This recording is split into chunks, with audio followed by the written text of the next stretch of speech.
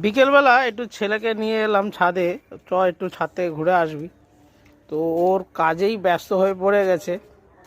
কি করছে চলুন দেখুন। এখানে আমি কিন্তু ওলের দানা দিয়েছি আর কচুর দানা দিই। তো এখান থেকে দেখুন কতটা মাটি ও তুলে নিয়েছে আর এখন আর নিয়েই চলেছে।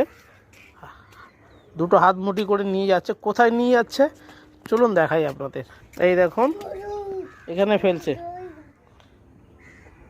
তো জায়গাটা রেখেছি এখানে, রোজই আমি জল দিয়ে দিই পরিষ্কার করে, নতুন প্রত্যেক দিনই জল দিই। আর দেওয়ার কারণটা হচ্ছে এখানে কাক আসে, পাখি আসে, তারা জলটা খায় গরমের সময়, সেই কারণে ওদের জন্যই আর কি জলটা রাখা। আর সেখানে ও মাটি দিয়ে দিয়েছে। এবারে দেখুন ওর গাড়িটাও ওর মধ্যে দিচ্ছে।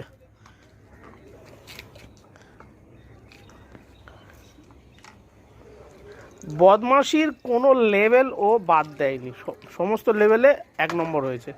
তো এখন টপ লেভেলে চলছে। তো এখন কি করা যায় নিরুপায়। তো ওকে এখন এটা বন্ধ করা একটাই রাস্তা আছে। এ বাবা চলো আমরা গাড়ি করে যাব, দিদিয়াকে আনতে যাব। এই আমি চলে যাচ্ছি। তাহলে চলো চলো, তাহলে চলো ওটা রাখো, চলো। ও থাক, দিদিয়ার হয়ে গেছে, দিদিয়ার হয়ে গেছে, দিদিয়া ফোন করেছে,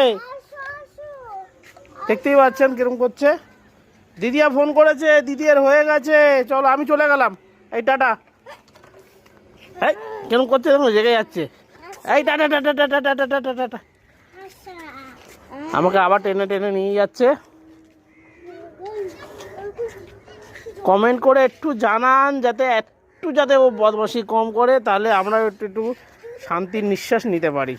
টাটা বলো। কি হলো? হ্যাঁ এবারে যাবে, এবারে যাবে। না না চলো চলো চলো চলো চলো।